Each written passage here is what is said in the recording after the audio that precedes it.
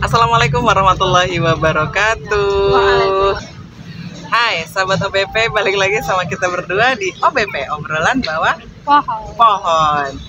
Nah, pohonnya kelihatan dan sudah ada kami berdua dengan Pinky Girl. Hari ini tumben sama. Sahabat OBP, semoga dalam kondisi sehat dan selalu setia mendengarkan ocehan kami berdua. Mudah-mudahan ocehan tidak sekedar ocehan, tapi juga ada manfaatnya, terutama buat kami berdua. Nah,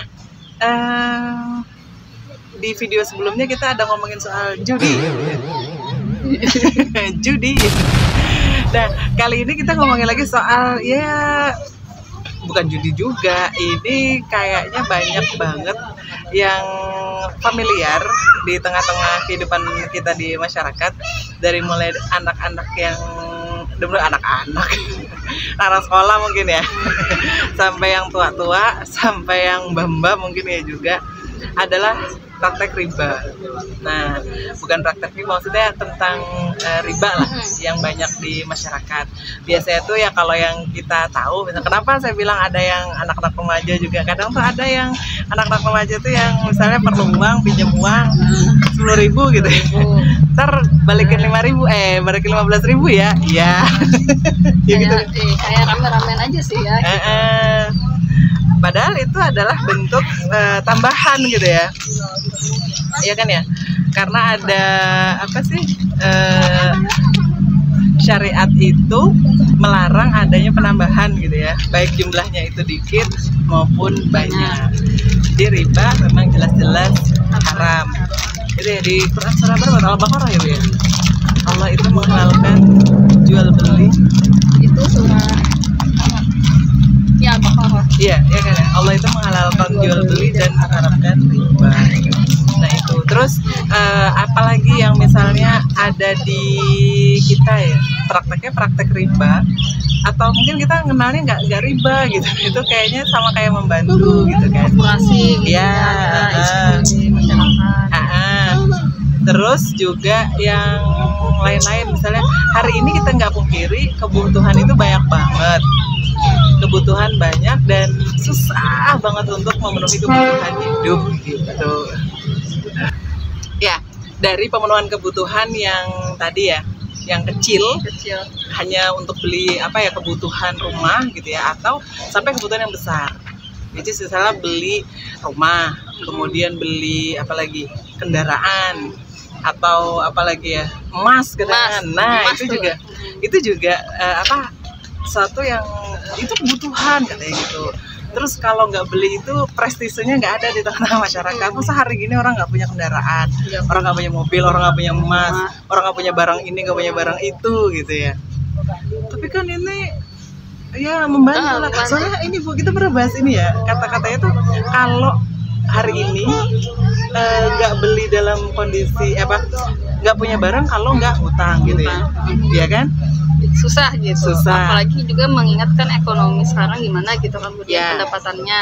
Kadang itu tuh keperluan yang ternyata nggak cukup uangnya, mau nggak mau minjam uang. Nah, praktek riba ini kan memang ada pada pinjaman gitu dan jual beli kayak itu. Iya, benar. Dengan misalnya tadi peminjaman yang lebih. Iya. lebih pas pada saat mengembalikan sudah kayak di awal gitu ya, pokoknya sekian ya, sekian persen gitu, atau nanti jual beli ada yang mengandung ribawi.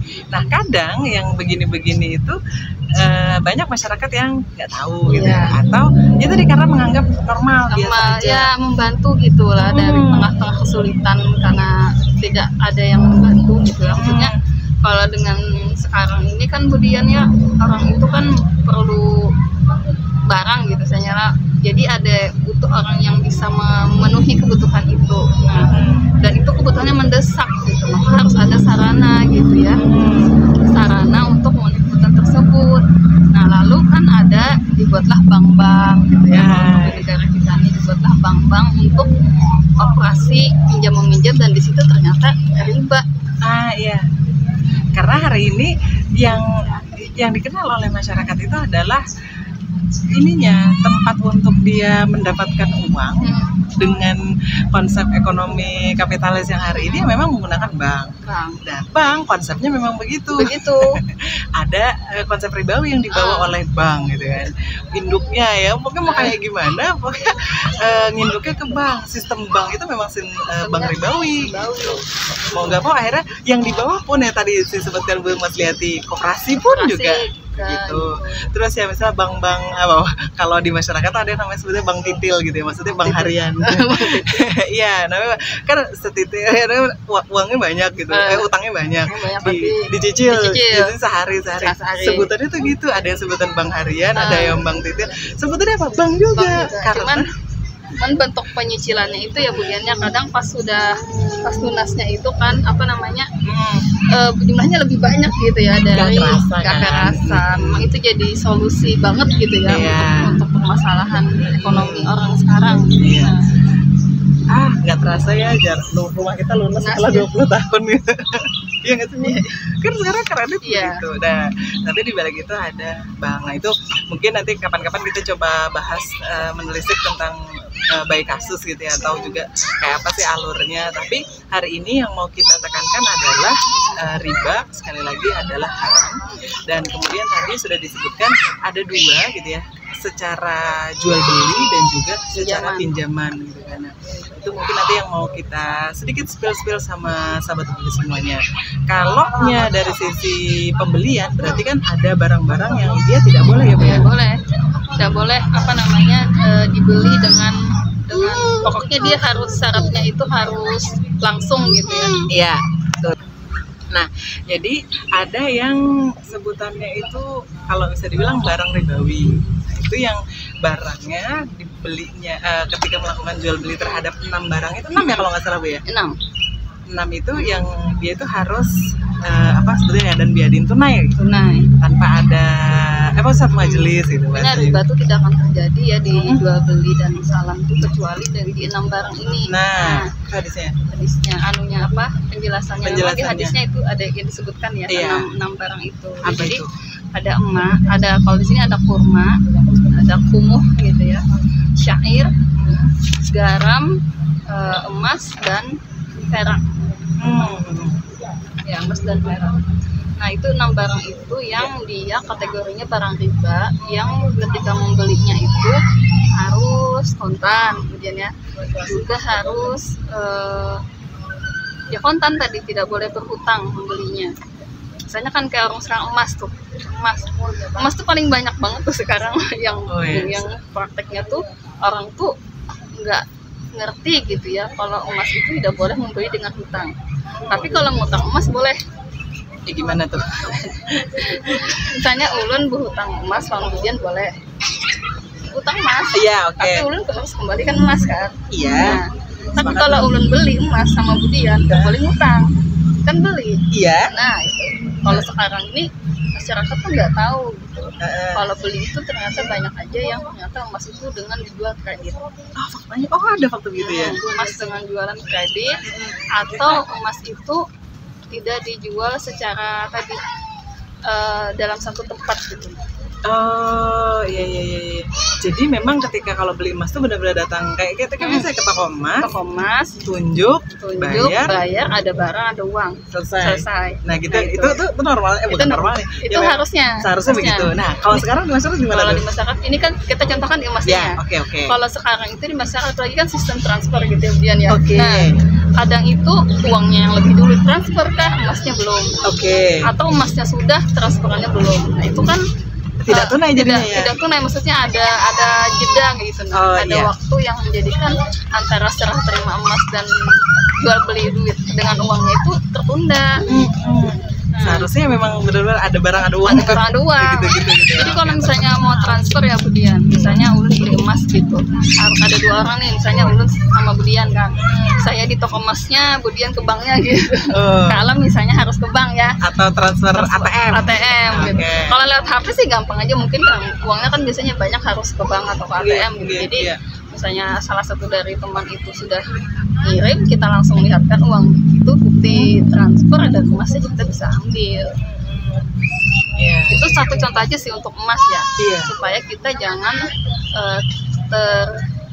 terjerumus ke riba tadi, karena itu salah satu barang ribawi ya, emas. Emas sih yang banyak, kalau yang lain kan kayak kurma gitu ya, perak kan jarang juga. Soalnya kalau dari dulu perasaan dengernya itu kalau kebiasaan orang jual beli emas itu begitu. Nah karena karena sekarang banyak orang sistemnya gitu, sistem bayarannya dan segala macam itu kayak tuh santai aja gitu. Biarin lah sama aja gitu. Jadi seperti itu. Nah itu berarti salah satu hal yang jual beli emas ya nggak boleh yang kayak begitu. Berarti itu perlu digarisbawahi gitu ya. Belum lagi nanti masalah KPR segala macam ya. Yang kredit itu jual beli rumah, tapi gimana tuh akhirnya kok? Kita pernah bahas kayaknya tentang KPR itu ya, Bu? Iya, sudah ada. Ada ya. Apa namanya? Karena itu kan jual beli kredit juga kan. Di sini disclaimer ya Ibu. Aduh, sahabat WP semuanya. Ada gangguan di bawah kucing. Jadi ini apa namanya? Kan tadi dibilang kalau nggak punya barang, nggak punya barang kalau nggak pakai kredit. Jual beli kredit nggak masalah. Iya kan? Nanti soalnya nih, wah apa harus cash, harus cash gitu kan? Boleh. Ya kalau orang misalnya jangan dibilangin ntar apa kan sekarang kebutuhan banyak, bisa nyimpen uang aja buat dana, misalnya nyisin buat misalnya dana buat kesehatan misalnya, kalau jaga-jaga gitu sebelum misalnya ada yang sakit gitu ya, atau hal-hal yang lain itu sulitnya minta ampun, apalagi disuruh ngumpulin uang buat beli barang, contoh buat beli kendaraan, nggak kebeli kalau kontan gitu gitu loh, nggak bakalan, soalnya uangnya tuh kalau udah ada uang kesimpan pasti kepake lagi kayak gitu bahasanya gitu. Jadi nggak apa-apa kalau beli kredit, nggak apa-apa asal jangan riba gitu ya. Ada ribanya. Nah tapi untuk paham itu kan keakad lagi nanti kan kemudian. Nah masalahnya sekarang ini akad-akad yang jual beli kredit yang sekarang ini susah gitu. Kalau nggak riba. Nah itu dia. Itu kecuali orang yang mau memahami mau belajar dan dia mau paham dan sabar gitu untuk jangan sampai berhati-hatilah dia untuk kehidupan kayak gitu. Jadi sejatinya memang kalau yang kita inginkan, kita jauh dari riba. Kayak gitu nggak usah pakai bank aja gitu. Atau ada bank-bank syariah misalnya. Nah itu ada beberapa juga yang kita kritisi juga tentang masalah bank syariah juga, atau keberadaan bank-bank yang lembaga keuangan. Nah tadi karena memang sistemnya masih menggunakan sistem yang hari ini yang kita kenal dengan sistem kapitalis, maka pasti bank itu, lembaga keuangan yang bank itu pasti masih dipakai oleh hari ini kondisi masyarakat hari ini. Makanya kalau memang mau menginginkan itu keseluruhan menggunakan sistem hal yang tidak ribawi, maka sistem ekonominya lagi yang harus dirombak. Dan itu harus menyeluruh kan jadinya. Gak mungkin gak gitu loh. Lepas sama banknya gitu ya. Tapi nanti terjebak sama lembaga keuangan lain yang itu juga ribawi juga. Taruh nggak apa-apa deh, soalnya kalau koperasi atau apa atau yang tadi aman deh kayaknya. Ternyata gitu. Bentuk anunya akadnya gitu ya, ternyata riba prakteknya. Nah, gitu. Itu dia. Kayak di masyarakat tuh misalnya karena dia minjamnya kecil, misalnya 100.000 aja. Sehari 10.000. Seharusnya kan sehari 10.000 10 hari gitu. Tapi itu misalnya sehari jadi 12.000 10 hari. Nah, kecil-kecil gitu ternyata kan bagi orang yang butuhkan tapi ternyata itu adalah praktek riba. Iya. Tapi ya tadi ya, sekali lagi sistemnya harus menyeluruh, benar kata Bu Mas Leti tadi. Karena hari ini Bu, orang minjamin uang tuh kadang deg-degan juga gitu ya. Iya, Bu, ya. Padahal kan kalau secara hukum kita memberikan pinjaman itu sunnah. Iya. Gitu. Mencari pinjaman juga bukan sesuatu yang makruh gitu, tapi sunnah juga. Nah, cuman masalahnya hari ini ya kita sama tahu gitu ya. Iya. Ya di satu sisi mungkin kita mau menolong saudara kita, cuman di sisi lain juga kita yang menolong ini juga mungkin perlu juga gitu. Dan banyak orang yang mungkin di luar sana susah gitu ya, terus kami mau pinjam kemana katanya gitu kan. Kadang ya tadi Bu, kalau misalnya ke teman nggak enak, ke keluarga apalagi, karena kalau sudah hubungan dengan yang kedua ini tuh rasanya aduh banget gitu. Terus nanti kalau ditagih susah dan segala macam, mending larinya itu ke lembaga keuangan ribawi. Nah akhirnya kan ya bulat lagi ke situ lagi. Jadi mending pinjam keluar daripada minjam ke dalam, berarti ke keluarga atau ke teman dekat. Susah jadinya. Nah makanya dari sini tadi kalau ingat kemarin video yang pembahasan dengan Ustazah Septi ya, mindset gitu. Cara pandang pola berpikir kita sebagai muslim tentunya perlahan harus diperbaiki.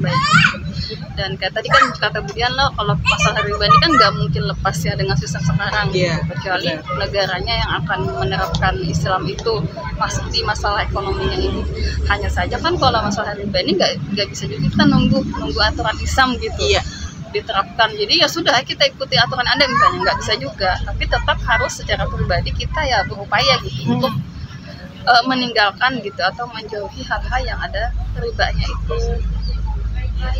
Susah gitu ya, tapi kalau belum dicoba gitu ya, minta pertolongan sama Allah, kenapa tidak gitu. Jadi insya Allah ada jalannya. Nah itu dia pembahasan kali ini tentang riba. Kalaunya biasanya di seminar-seminar tuh dosanya ngeri banget. Dan ini banyak banget ya lagi bahasan riba, karena riba itu kan dosa-dosanya bukan cuma pelaku, pencatatnya gitu. Itu dia. Pokoknya yang urusannya dengan riba itu pencatatnya, yang mengantarkan uangnya, pokoknya semuanya terlibat dosanya. Berarti yang digarisbawahi dulu adalah riba haram. Sebagai muslim tentunya kepada sesuatu hal yang haram hendaknya dijauhi, bukan malah didekati. Dan mudah-mudahan kita tuh berdoa kepada Allah gitu ya, minta pertolongan di saat kita perlu wahdana gitu ya, atau barang apa itu nggak sampai kita terjerumus ke situ. Dan kalau kita tidak tahu, lebih baik cari tahu dulu gitu. Iya benar. Benar. Ini boleh nggak gini gitu? Boleh nggak ngambil uang ke bank ini? Boleh. Jadi harus nanya dulu ya kan. Baiknya seperti itu, cari aman buat kehidupan akhirat kita.